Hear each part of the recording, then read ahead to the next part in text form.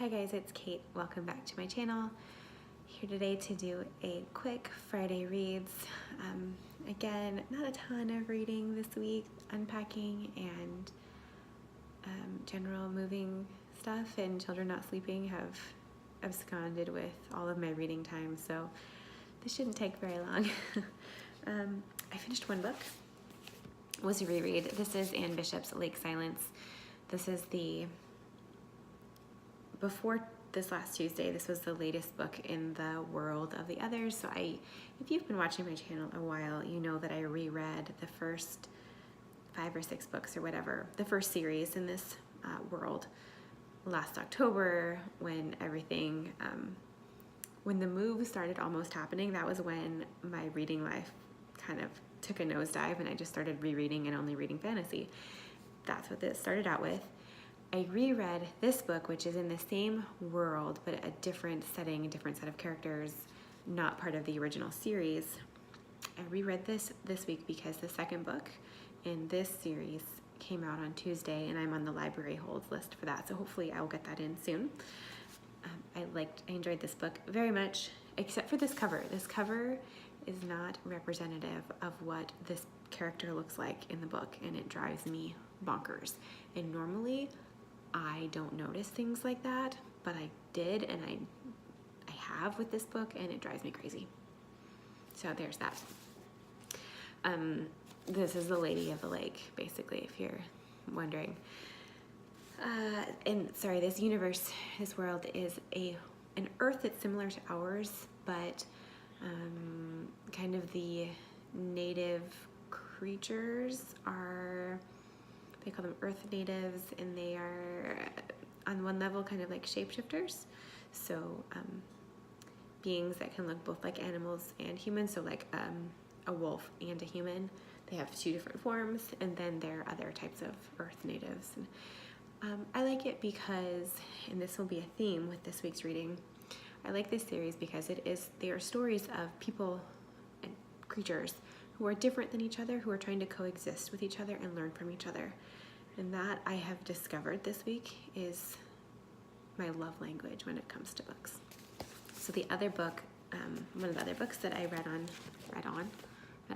this week is The Priory of the Orange Tree by Samantha Shannon. So this is a giant book. I'm on page, 200 or 300, something like that? 250. So basically I read another book, but because this book is giant, I'm only like a third of the way through it. This book is about, it takes place, it's super high fantasy. So it's a completely different world in which there are different kind of realms within the world, which are ruled and governed by different sorts of people. And one of the major differences happens to be religion and how the religion views dragons. So this is a world in which dragons exist. Dragons are a very, very real thing. And to some of the people in this world, dragons are revered and worshipped. And to other people, to other cultures in this book, dragons are feared and basically considered genocidal against humans. So, again, this book is, I think, going to be about how these different groups of people come together and learn from each other. And I'm so excited to read more of it. Honestly, I can't tell you too much about it because I'm a third of the way through, and I don't know yet much. But you also start out the book knowing very, very little, and you're kind of thrown right into the book. It's one of those where you have to piece things together as you go. So almost anything is going to be a spoiler. There's already been kind of jaw-dropping moments when you're like, oh my gosh, that's what's happening right now. So this is a book, if you are a fantasy lover or dragon lover, I recommend it. The problem with that book is because it is so complex, I can really only read it like before bed, a time when I know that I have a big chunk of uninterrupted reading time. Otherwise, I can't keep track of the characters and the places and this and that.